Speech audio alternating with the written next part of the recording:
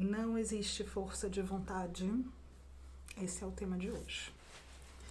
Para quem ainda não me conhece, meu nome é Natália, eu sou psicóloga e o meu trabalho é ajudar pessoas a encontrarem alívio da ansiedade, manejando sentimentos de culpa, vergonha e autocrítica. O tema de hoje é um pouco polêmico. Eu falo que tem 3 coisas que eu gostaria que todos nós desistíssemos na vida. Um deles é a autoestima, uma delas. A outra é o pensamento positivo e a outra é a força de vontade. Agora podem me atirar, mas cada um tem um motivo, né? E aí já eu percebi que tem um vídeo aqui sobre desista da sua autoestima na página, tem um vídeo sobre pensamento positivo, desista do pensamento positivo, e não tem nenhum sobre força de vontade, né? Então, sobre esses outros 2, já convido vocês a verem os vídeos, quem não viu. Os vídeos não esgotam esse assunto, que é um assunto imenso, cada um desses assuntos é um mundo, tá? E como esse também não vai esgotar o da força de vontade. Mas vamos lá.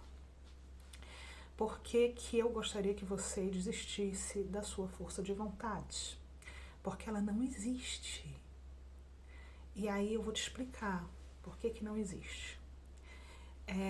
Essa ideia de que a gente tem que fazer um enorme esforço para conseguir algo baseado, né, nessa entidade, a força de vontade que vai nos motivar, se eu realmente quero, vai acontecer, ela é muito contra a natureza humana mesmo. Primeiro, nós como seres humanos, assim como a maioria, se não a totalidade dos bichos com o qual nós dividimos o planeta, nós não somos seres que existimos para gastar recursos, tá? E então quando a gente fala, por exemplo, de procrastinação, como se fosse uma coisa terrível, a procrastinação, ela é só algo completamente natural dentro do que se espera de ser humano, tá? Porque a gente não está aqui para gastar recursos desnecessários à toa. A gente está aqui para armazenar recursos. Você percebe a sua própria vida pela ótica inevitável de alguém da sua geração. Nas últimas décadas, a gente tem acesso a condições de conforto que não existiram nos nossos milhões de anos como espécie. A gente tem uma abundância de recursos. A não ser quem vive situações específicas de miséria, que existe bastante ainda no nosso planeta, muitos de nós temos acesso a comidas, a muito mais comida do que a gente precisa, mesmo nas famílias pobres, né? Em termos de ingestão calórica, a gente tem abundante acesso à comida. A gente tem acesso à moradia, né, à luz elétrica, a gente tem uma proteção, um conforto físico, né, camas para dormir, camas ou redes, que não existiam nos nossos milhões de anos como espécie. Então, a gente não tem uma programação para lidar com essa abundância de recursos. A nossa programação é para lidar com escassez de recursos, né? Escassez de comida, escassez de proteção mesmo física, né? De ter um lugar para viver, escassez de conforto. Os recursos eles precisavam ser ativamente buscados e eram poucos, né? Então, o que a gente precisava aprender e o que está incorporado, inscrito no nosso corpo? A gente precisava aprender a tentar consumir o máximo disponível e guardar. O nosso corpo precisa fazer reservas de energia para quando a gente precise e tenha a oportunidade de conseguir novos recursos. é muito difícil, por exemplo, para a maioria de nós lidar com a abundância de comida que existe mesmo. Né? Porque não é algo que a nossa espécie foi feita para lidar. E aí procrastinar também fala disso, sabe? Como é que você vai ficar gastando energia, fazendo coisas semanas antes, gastando, tipo assim, sua energia e seu tempo, e pensar também queima energia, tá, gente? Não é porque não é um trabalho físico, braçal, que não queima energia. Se você pode guardar essa energia, sabe? Nosso cérebro é constituído assim.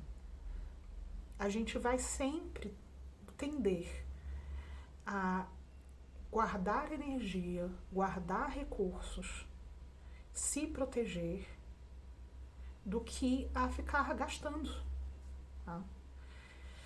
Então, a gente precisa entender isso até para que a gente possa fazer escolhas dentro disso. Então, essa é a primeira questão em relação à força de vontade que eu quero dizer para você, né? Porque ela se relaciona muito, força de vontade, a essa ideia de que nós vamos moldar nós mesmos e nossos comportamentos aquilo que a gente acha ideal. E aí também convido vocês a verem o que eu publiquei, quem ainda não leu, o que eu publiquei na página do Instagram, sobre nós não somos barros, tá? Nós não somos seres a sermos moldados. Né? E a força de vontade, essa entidade invisível, muitas vezes ela é só um nome que a gente dá para uma imensa autocrítica que sim existe. E sim também tem motivos evolutivos para existir. Por quê? O que é a autocrítica? E por que ela também está codificada no nosso corpo? A autocrítica, ela é essa autovigilância para garantir que a gente está ajustado socialmente, que a gente pertence, que a gente tem um lugar, porque nós somos seres sociais. Então, o problema da autocrítica é porque ela pula o corguinho, né? Ela extrapola e começa a gerar muito sofrimento emocional e começa, às vezes, a atrapalhar a gente de conseguir exatamente o que a gente quer. Mas a força de vontade, né, ela é um nome motivacional que muitas vezes para etiquetar essa vozinha que fica falando pra gente, você não é o suficiente, você não está se esforçando o suficiente, você deveria fazer mais, você deveria fazer melhor, você deveria fazer mais rápido. Se você quisesse mesmo, isso aconteceria. Se você quisesse de verdade, você passaria naquela prova. Se você realmente se esforçasse, você perderia 30 quilos. Se você tivesse força de vontade, você já ganharia o dobro do seu salário. Olha só. E que falácia, que cruel, porque a vida não é assim. As coisas não funcionam assim, as oportunidades não aparecem de formas iguais para todos, e nós não somos capazes de tudo no mundo. A gente só é capaz daquilo que é possível. E não existe força de vontade na natureza, e não existe força de vontade, aí falando diretamente da ansiedade, não existe força de vontade para lidar com sofrimento emocional. Não existe ninguém que sofra porque quer sofrer. O pessoal do budismo diz isso, mas alguns psicólogos que têm abordagens, que têm teorias mais atuais também falam isso. Todo mundo que quer, todo mundo que sofre quer parar de sofrer. Eu acredito nisso. Profundamente. Todo mundo que sofre quer parar de sofrer. Entre todos os instintos animais que nós temos, e eu falo muito disso, né, de nós como seres animais, provavelmente o mais profundo, o mais enraizado, o mais vital é evitar o sofrimento. Então, se você sofre, não é porque você quer. Se você soubesse como parar de sofrer, você já teria parado de sofrer. Todos nós teríamos. A gente muitas vezes sabe ferramentas para evitar entrar em contato com a dor, mas não para parar de sentir dor. Então, é muito cruel quando a gente fala ou mesmo insinua para uma pessoa que está sofrendo com qualquer condição de que ela é responsável por aquele sofrimento. Porque se ela tivesse força de vontade, disciplina, motivação, ela não sofreria daquele jeito. É muito cruel quando a gente fala isso para os outros e é muito cruel quando a gente fala isso para nós mesmos também. Então, se você não falaria isso para outra pessoa, por que você fala isso para você? Se você sofre, seja lá por que motivo for, não é falta de força de vontade. Seja por uma condição de saúde mental, seja por uma condição de saúde física, seja por uma condição social posta que está fora do seu controle. Não é culpa sua, não é porque você ama sofrer e não é falta de força de vontade.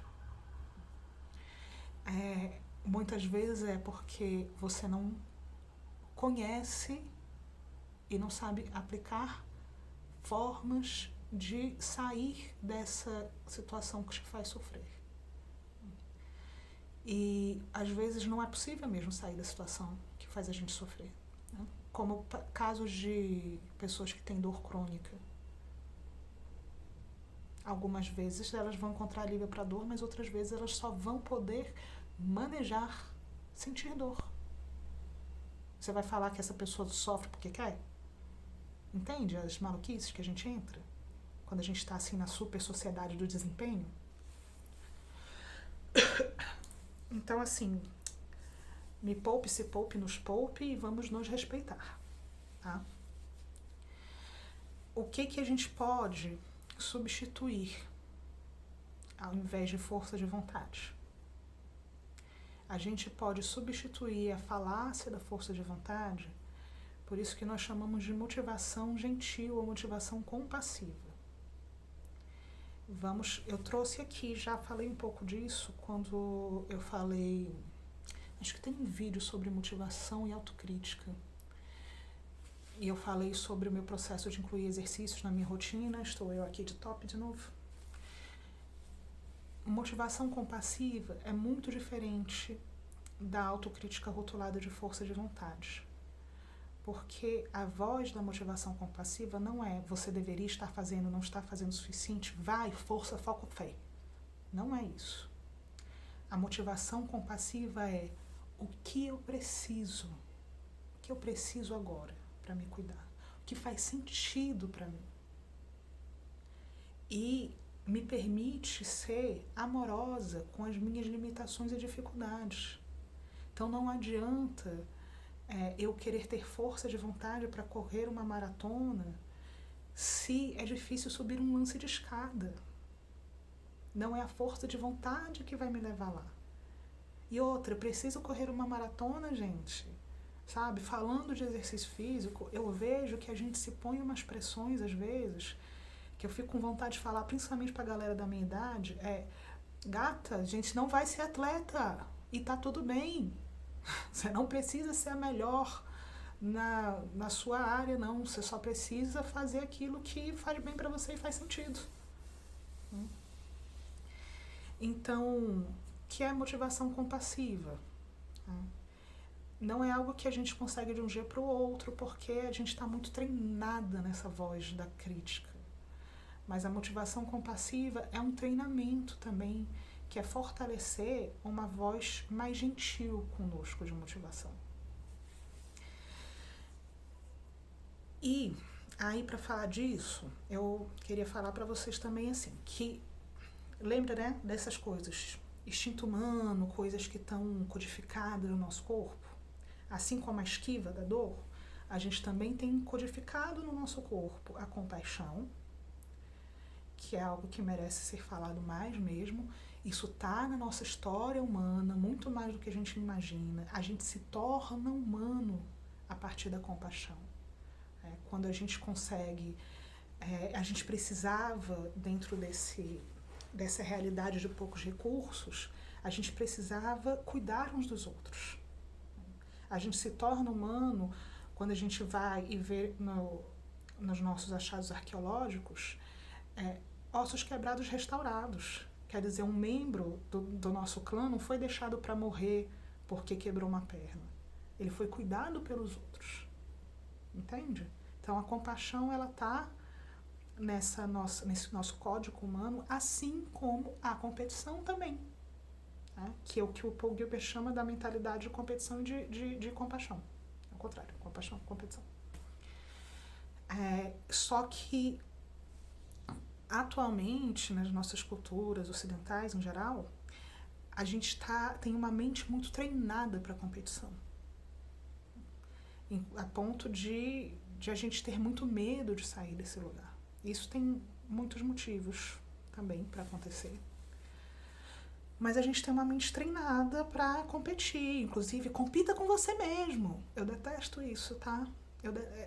Eu sei que a intenção é boa. Eu entendo a intenção por trás. Quando a pessoa fala, você não precisa se comparar com os outros, se compare com você antes. Mas a minha vontade é falar, não se compare e ponto. Tá? Para, não se compara. Você não está competindo com ninguém, nem com você. Você não precisa ser sempre melhor que ontem. Você pode fazer só o melhor que é possível neste momento. E mais, você pode nem fazer o melhor neste momento, porque algumas vezes não está rolando fazer o melhor. Então, mesmo quando a gente tenta sair da mentalidade de competição, ela puxa a gente pelo pé. A gente fica nessa comparação, né? Eu deveria, vamos, vai, faz 1 quilômetro a mais, você fez 3, faz 4, vamos, dá um esforço, dá um gás, consegue mais serviço, consegue, sei lá, quais são os indicadores que você acha que são muito bons. Vai, força de vontade, força, foco, fé. É muito difícil conseguir uma motivação compassiva desde esse lugar, porque eles são incompatíveis mesmo. Assim, cerebralmente falando, né?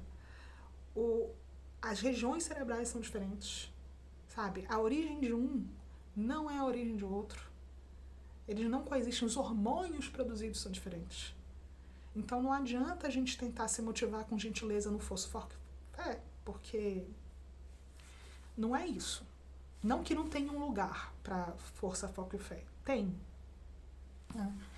Só que como a gente está tão treinado aqui, isso é tão forte, isso tem uma tendência muito grande a levar a gente para lugares de exaustão emocional, mental, física, de sentimentos de insuficiência, de incapacidade. Eu sugiro que você exercite mais esse outro aqui, tá? Que é mais gentileza mesmo.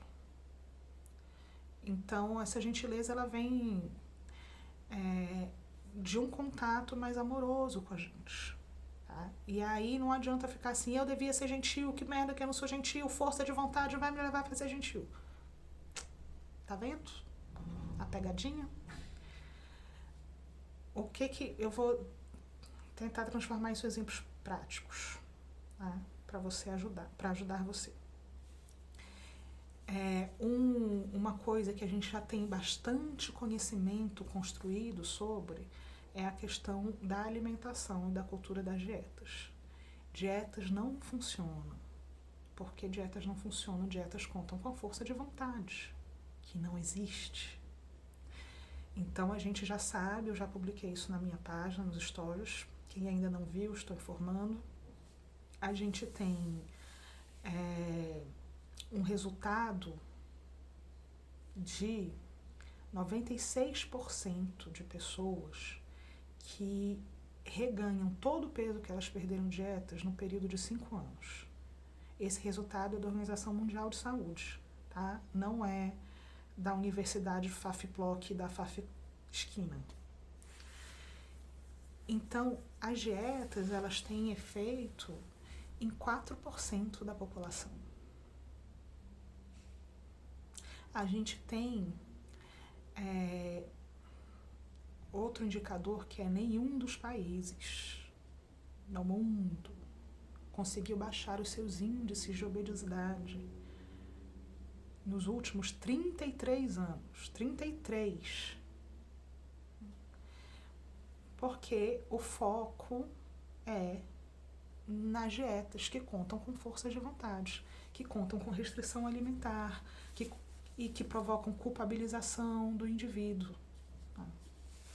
E aí, quando a gente traz para o micro, eu vou para o consultório, né, eu falo com amigas ou na minha própria história, aí a gente escuta coisas como, quando a gente ensina a pessoa a estar presente na hora de comer, ela vai perceber que várias vezes ela vai querer comer uma salada, ela vai querer comer uma fruta, ela vai querer um alimento leve, mas existe uma voz que fala assim: come o chocolate, come o sorvete, come o bolo, porque é a sua oportunidade.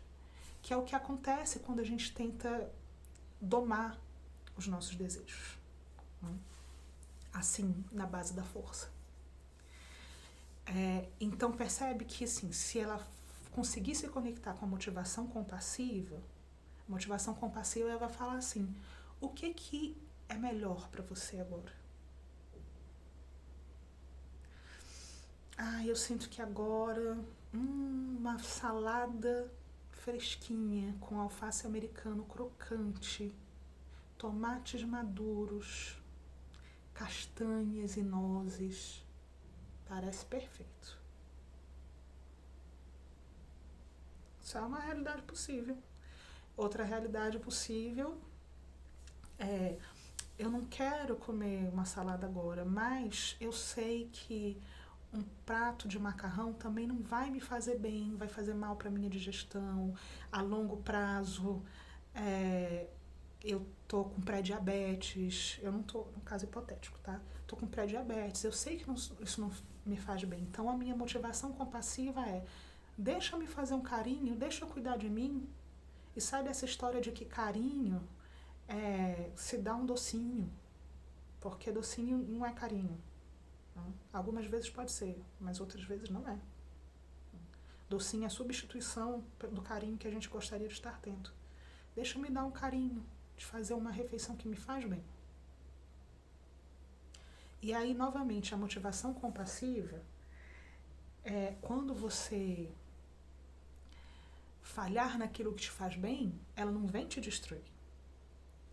Então, quando você está lá, pré-diabético, e comeu uma caixa de chocolates, a motivação compassiva não vai falar assim: seu idiota, nossa, olha o que você fez, por isso que você é gordo, vai ficar doente, vai ficar cego, sem perna, você não viu o que aconteceu com o seu tio? Tô reproduzindo coisas que eu já ouvi por aí.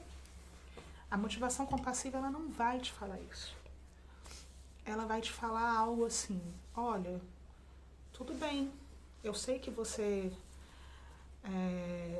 sentiu muita vontade de comer chocolate dessa vez. E eu sei que chocolate faz você sentir prazer. Como é que a gente pode fazer para cuidar melhor da gente? E pode te levar a perguntas curiosas, que é: por que será que você comeu uma caixa de uma vez? Será que você está se restringindo muito? E aí, por isso você supercompensou? Será que tem um desconforto emocional que esse chocolate está te ajudando a lidar? Será que você comeu esse chocolate porque você está com saudade da sua tia, que faleceu semana passada, que costumava te dar uma caixa de bombons de presente de aniversário? Será que está acontecendo? Vamos cuidar disso? Será que você precisa de mais ajuda? Está saindo das suas capacidades de lidar sozinho com a questão, porque a gente não precisa lidar sozinho com nada? Será que você pode buscar a ajuda de um profissional? Que tipo de profissional você precisa? A motivação compassiva, ela fala isso pra gente. Porque ela fala pra gente o que a gente falaria pra uma pessoa querida. Você falaria pro seu amigo querido: esse é um merda, por isso tá gordo desse jeito, vai morrer no hospital, vai morrer. Você acha que alguém... Gente, alguém vai se sentir bem ouvindo uma coisa dessa? Você vai morrer, para de comer isso. Eu não estou dizendo que não é verdade não, você tem diabetes, olha, doce vai fazer mal mesmo. Mas falar isso para você não vai te ajudar a parar de comer. Eu vejo isso há anos nas pessoas com que eu mais convivo. Eu vi isso em mim. Pelo contrário, quanto mais anos de empenho e busca de força de vontade, pior é a situação a longo prazo dessas pessoas. Eu tive amigos que emagreceram 15 quilos e ganharam 20. Tem pessoas que lutam contra os mesmos problemas. Uma coisa que a gente estava meio que debatendo num grupo virtual que eu participo, tratamentos de dependentes químicos, gente. Uma tristeza nesse país. Conta com a força de vontade das pessoas. Força de vontade só serve para culpabilizar dependente químico. Não tem força de vontade como eu não tenho e como você não tem. Não dá para contar com força de vontade, não. Tem que contar com tratamento eficiente. E é um tratamento difícil. É difícil de aderir, é difícil de se manter. E não é porque a pessoa é ruim, não é porque a pessoa tem problema de caráter, sabe? Não é porque a pessoa não tem forças interiores de vontade. É porque a pessoa é um ser humano. E não adianta você querer tratar os seres humanos com coisas que só servem para 4% da população. Se você tem um tratamento que só tem resultado para 4% da população, você tem um tratamento que não funciona. Tá? Os números da maioria dos tratamentos para dependentes químicos é bem ruim também. Você quer o quê? Se você está contando com força de vontade. Porque a força de vontade, ela deixa implícito que você quer a situação ruim que você está vivendo. Se você está ganhando mal, você quer estar ganhando mal. Que se você está num peso que é prejudicial, você quer. Que se você é dependente de alguma substância, é porque você quer. Isso não é verdade. Pergunta para você mesma sobre qualquer situação que te incomoda na sua vida. Você quer? Quando foi que você falou, nossa, eu quero muito isso? Você não quer. Tudo bem, a gente vive coisas que a gente não quer. Tá? Tem ganhos secundários, sim, não estou dizendo que não tem ganhos secundários, não. Mas isso não quer dizer que você queira. Agora tem um aprendizado, sabe? E a maioria de nós não teve nem acesso à ideia de que esse aprendizado existe. Imagina poder colocar isso em prática. Então, é uma exigência de coisas impossíveis. Isso, enfim, pode ser esticado para tantas áreas da vida. Eu lembro que eu estava conversando com um jovem, há uns anos atrás, que estava com um projeto, precisava de ajuda nesse projeto. E eu via ele assim, tão desorganizado, meu Deus, que pessoa desorganizada. E aí eu fui e montei com ele um cronograma. E ele falou assim, uau! Nossa, que mente você tem capaz de construir um cronograma. Gente, essa pessoa não teve acesso no desenvolvimento dela. E olha, ele estava fazendo faculdade. Eu perguntar como ele chegou na faculdade fazendo isso é genial mesmo. Como ele chegou na faculdade com a lacuna desse conhecimento. Ele não teve acesso a um adulto que sentasse com ele e falasse, olha, é assim que a gente organiza os nossos horários. Tem uma coisa chamada cronograma. Entende? Aí, a partir do momento que ele tem acesso a esse conhecimento, uma outra coisa é ele conseguir aprender a pôr em prática. Tá? Porque entender é diferente de fazer e sentir. São outros caminhos. Uma coisa apoia a outra, mas são outros caminhos. Né? Que é o tal de criar os hábitos, e aí vem as coisas assim, faça por 21 dias, faça 30 vezes, repita 60. Só pare. Não é assim, tá?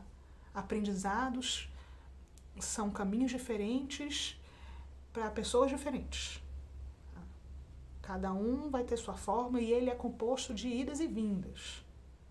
Então, nesse sentido, novamente, a força de vontade não ajuda. Porque, né, como a gente sabe que ela é uma autocrítica disfarçadinha, quando a gente tira a etiqueta, o que a autocrítica diz, quando a gente tem lapsos, tá vendo? Você não consegue mesmo.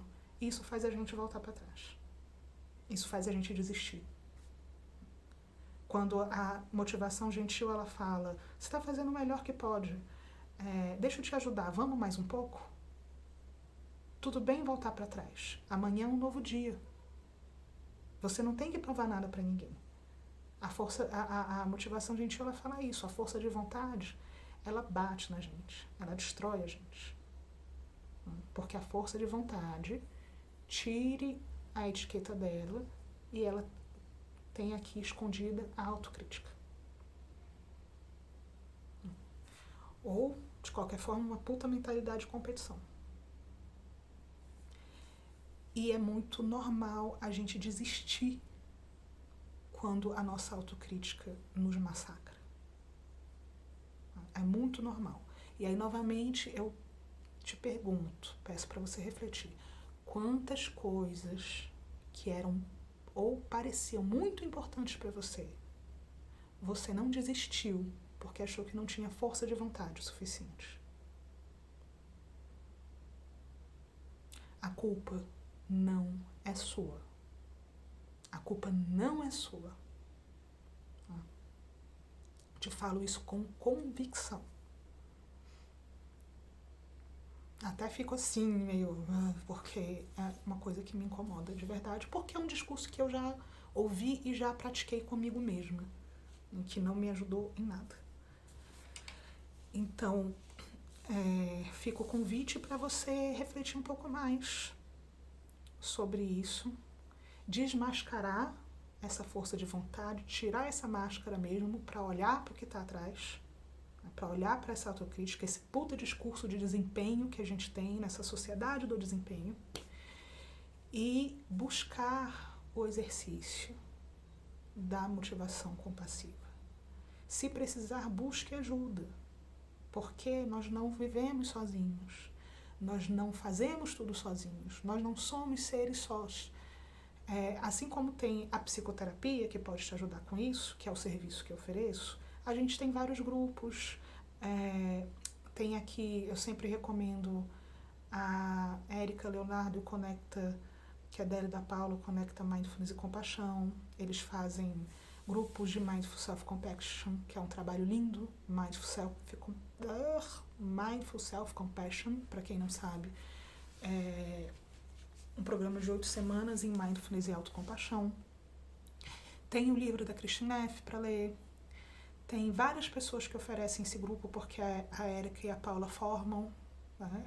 Elas são, o Conecta é a liderança brasileira do programa. Tem aqui a Carol, que eu sempre marco, a Carol Halperin, que foi a primeira pessoa formada em terapia focada na compaixão aqui no Brasil, quando não tinha possibilidades de fazer uma formação para psicólogos brasileiros, especificamente. E tem vários outros métodos, de qualquer forma, né? De olhar para dentro e se cuidar e desmascarar esses carrascos interiores. Me conte aqui, por favor, para eu saber do que você já desistiu porque você achou que não tinha força de vontade, e se a partir desse vídeo você acredita que tem uma chance de fazer um caminho diferente, tá bom? Um beijo.